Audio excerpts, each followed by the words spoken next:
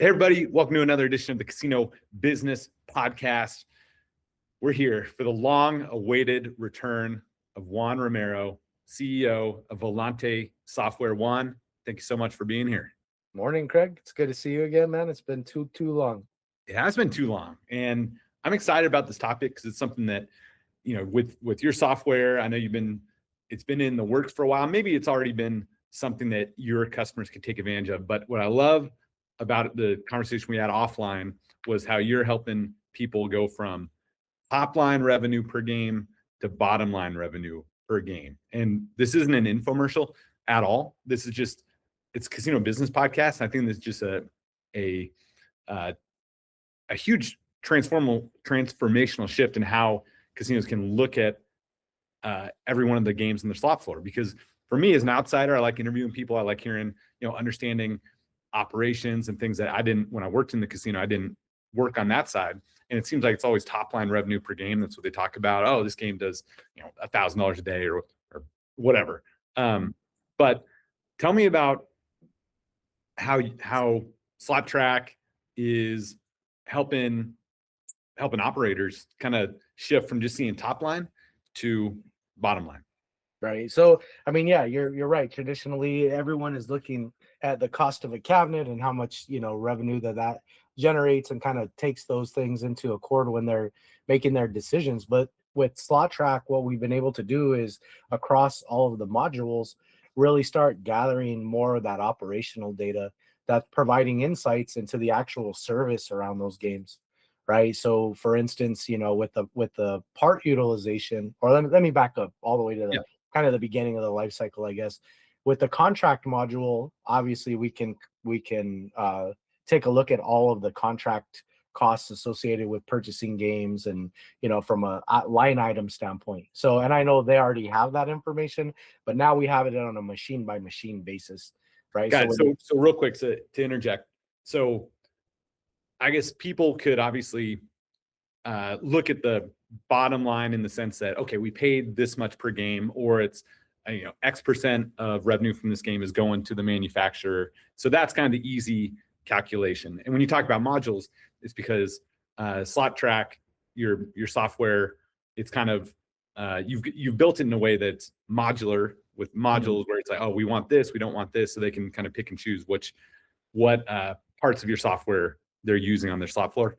Right, exactly. Yeah. And I mean, they each service kind of a different facet, but at the end of the day, the biggest thing is it all comes back to the slot machine, right? So the goal is to be able to look at a particular cabinet and see everything across all these different operational spaces that have ever happened to that cabinet, right? And so so for somebody like me or somebody listening that maybe only worked in marketing, obviously they know they're getting a lot of revenue from the slot machines, but so step one is you either buy it or you're leasing it. Right. So, and so those is the lease, is it always a percentage of revenue, or is that sometimes a monthly cost? I think it's both. I'm not sure. I mean, what I've seen in the data is a combination, or not a combination, but both of those variables. Yeah, like you either pay, it's on some sort of revenue split, or there's a fee per day. Got The it. slot Okay. people can tell you much better than I could, but that's what I've seen in some of the data. Yeah. All right. So there's the obvious cost, just like if you get a car, you Sure. got your monthly payment. Right. But then there's obviously a difference between getting getting something fixed on a Lamborghini versus a Toyota Camry, right? Well, The cost is just going to be different. So maybe, so let's go through the next step in costs associated with a slot machine.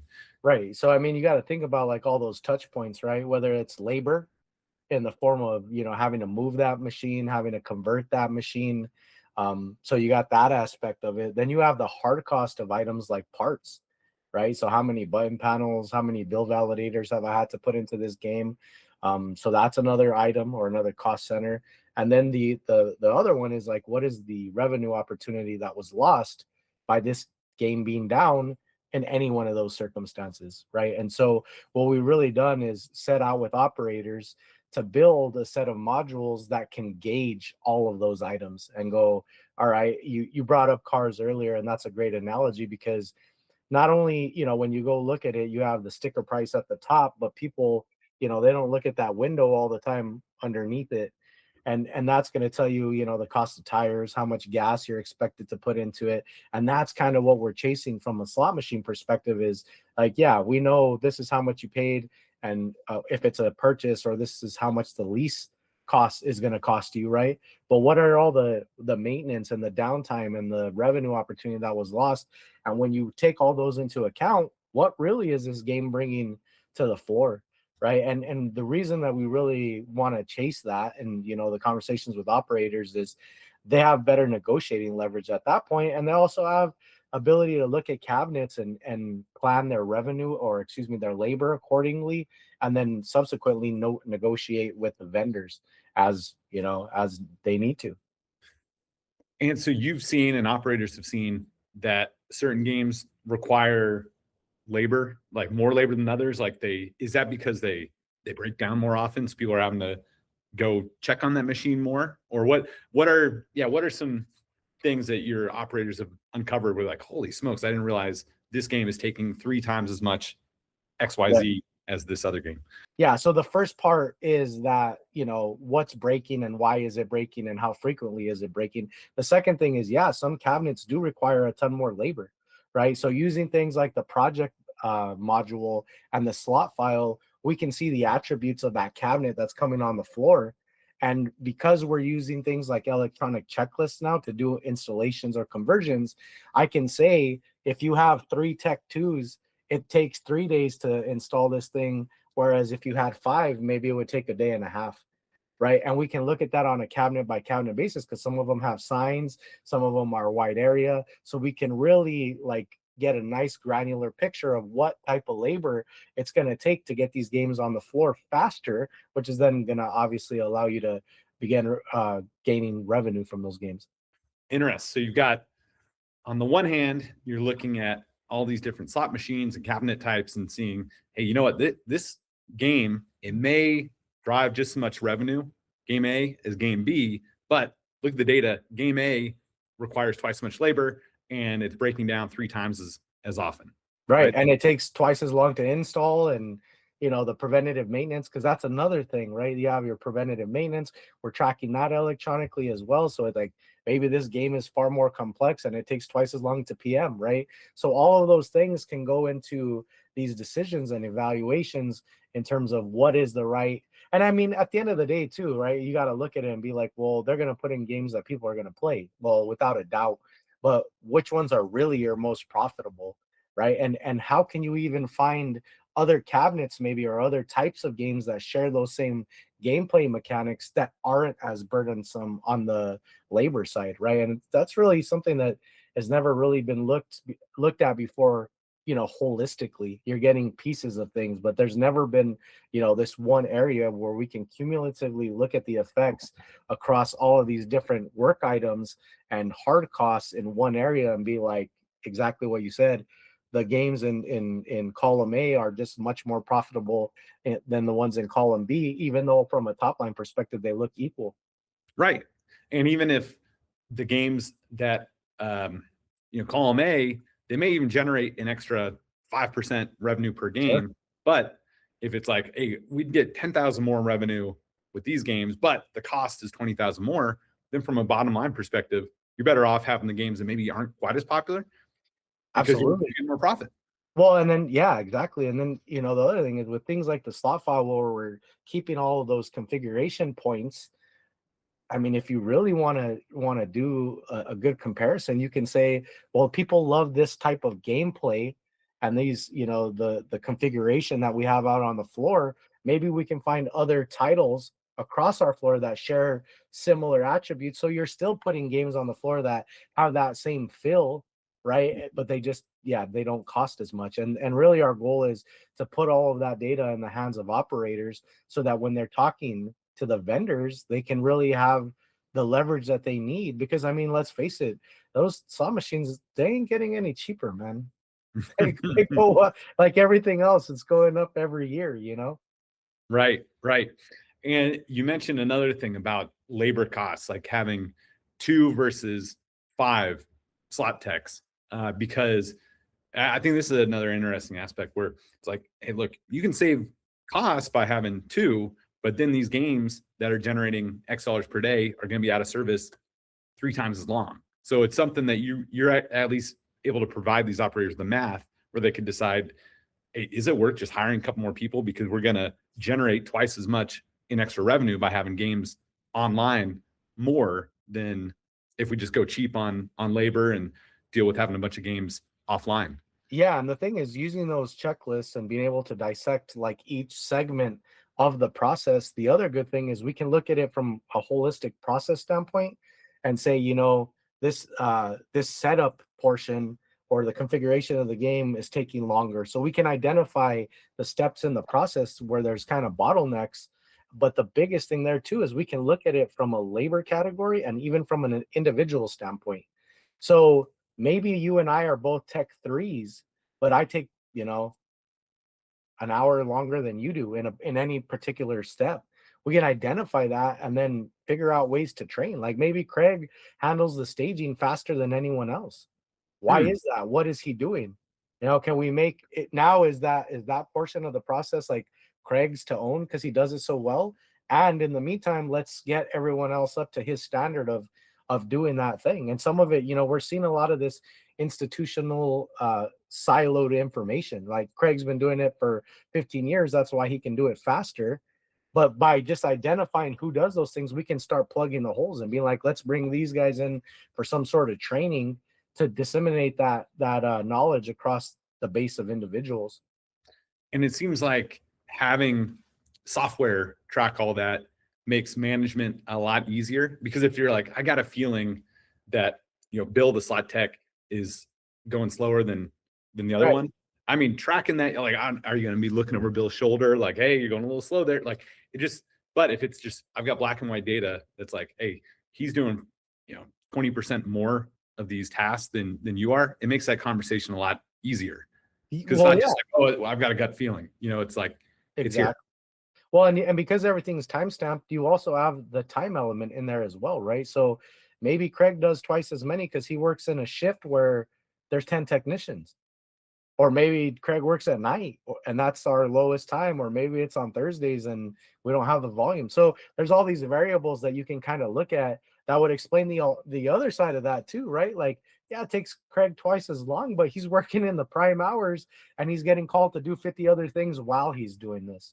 Mm-hmm. Right. And so, but then that brings up the point is like, okay, well then maybe can we schedule different, right? Can we schedule these installations for a time where, Thursdays we're always slow. Yeah, okay. But if you had this large, sample of data to look at and go, what days traditionally can we install the fastest and who's the team that we can put on that? To your point, you can do that. And what we see a lot of that justification on the labor side comes on the part inventory side. Like almost every customer that we have added more and more bench techs, because in the parts inventory, you can track repairs, right? And so what they're able to say is like, look how much money I saved last year by repairing parts as opposed to going out and buying them, right? Mm-hmm. And that's the delta in between those two numbers. They're able to go, well, if we hire 2 more people, we could knock another 30% off of this purchase thing and get more out of our investment. And we've seen those tech teams grow just from something like that. And again, it's looking at something outside of that top level. It's hammering down in terms of what are we doing to keep these things up and running. Yeah, no, it's powerful. I mean, the way that you're unlocking data, and again, this isn't a infomercial for Volante, but I think you guys are actually like pretty unique in what you're providing, like these modules where the data is presented in such a way where people can finally make those decisions, not on a gut feeling or having to pull a bunch of papers and like, because that's just almost insurmountable. It's like, everybody has work to do, right? The VP of slots or an analyst, they don't have time to go through a bunch of checklists and calculate all this. So the fact that you're moving it electronic to now make it easy to create these variables or bubble up these variables that then you as Volante or the operators on their own can figure out, hey, you know what? Mathematically, it makes more sense to hire 2 more guys and then switch from this cabinet type to a different cabinet type because it's more profitable. Right. And I mean, the whole thing is just providing that information for justification, right? Not only is it to make informed decisions, but it's also to put like, round numbers around this process. If I do X, it's going to result in Y. You know what I mean? And a lot of times now they have the gut feeling that that's what will happen, but they don't have a piece of paper that will show exactly how that's happened. And so that to me is another point. This isn't anything new. I mean, this, right? I mean, you're saying like, this is more of a novel approach on the slot side, just because all of this other operational data hasn't been provided. But just as well as anyone else does, on the player side, it's the same thing, right? So Well, like, I mean, you guys, the industry and you at Trio have been looking at this all through your host application, is like, what are these players really worth, right? And Mhm. it's not that top line coin in number necessarily. There's other variables to consider. And so are we compensating the right people at the right levels, right? I mean, and you can speak to that all day, I'm sure. Oh yeah, no, I mean it's amazing how data. I mean, it's like so many people say, "Oh, data, AI," they throw out buzzwords, but like for us, it's really unlocked a lot of growth in our business. Is being able, at the beginning, you don't even know what data to necessarily look for, and so as we've developed and matured as a business, it's kind of like, okay, these are we start flagging players at different qualification levels. All right, Mm-hmm. what's our expected lifetime value, 1 year value, 3 year value per player based on their qualification level when they sign up. And if Sure. it's an operator, it's like, all right, on their first trip, how much did they spend? Or there's different ways to measure different players. And then on the host side, it's like, okay, these two players look alike, or this group of players look alike, and host A is rebooking them. 60% of the people that take a trip, they are rebooked. They've got their next trip on the books within 4 weeks. Host B, it's only 30% of those players that look just like host A's players that are booking, within 4 weeks. And so it's like, okay, now we've got something tangible we could use to coach that host to be Yeah. like, hey, look, because it's always a feeling. I mean, generally people's instincts are right as a manager. It's like, I Sure. feel like host A is better than host B. But when you can actually pull it out in black and white, then one, that host that's not performing as well, it's like there's not going to argue with it. It's kind of like, hey, here's how we're comparing you. It's an apples to apples comparison. Here's where the data shows there's differences, and that's why we're having this conversation to coach you to get better. So there's a lot of different areas, and I think that's maybe another podcast, another interview, because just in the last 6 months, we've unlocked a lot from a casino marketing perspective, from a host perspective, on how we measure performance and identify players that are really worth investing more in. So it's exciting. And so I think that's why when we were talking before offline, a couple weeks ago, how when you were talking about how you guys are really helping operators get to the bottom line, it mirrors our journey from a casino marketing perspective. So one more thing I want to touch on before we wrap up is you mentioned all this data helps with decision making for the operator. It also helps with negotiations, right? When 100%. we're talking to these manufacturers. So tell us about that.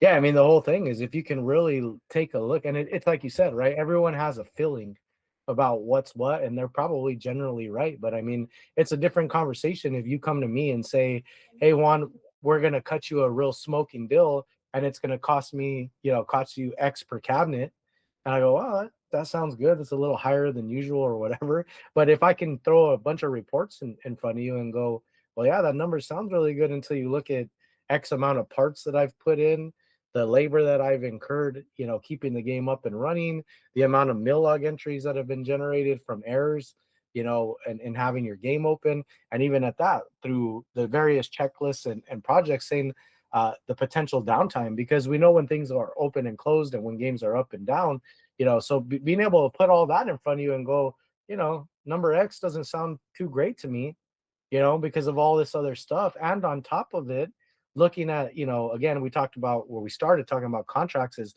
we're tracking the cost of all of these line item things about a game over time. So I can go, not only are all those operational things true, but why are your cabinets increasing 7% year over year on the cost of that cabinet? What's the justification even for that? Are you giving me more features? Is, something changed about the game that warrants that increase? And so I think, and not I think, I know that changes the game, because our operators tell us. They're like, we're putting information in front of them that they've never even seen before. And even on the part side, right? So if I come to you and I go, well, let's talk about XYZ, and I throw a break report in front of you and go, well, look, here's all your cabinets, and these are all the parts that are defective, and this is how often they're breaking. Like, the manufacturers don't even know that.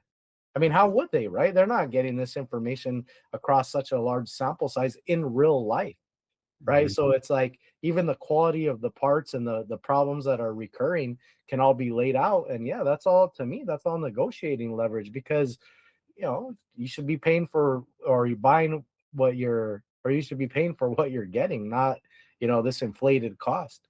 Mhm. Well, Juan, this is so exciting. I love what you guys are building. I love the results that your partners and operators are getting from it. Where can people go to learn more about Volante and get connected with you? Yeah, you can go find us online at Volante Software. We're always on LinkedIn. That's probably the best place to find us. And yeah, man, and thank you for having us on. It's been far too long. I always, enjoy our conversations because it gets me motivated to go work with our partners to build the next thing. And we got more big stuff coming, man. I'll tell you about it sometime soon. All right. Well, it sounds like we've got another interview we got to put on the books then. There you go, man. Appreciate your time, Craig. Hey, thanks, Juan.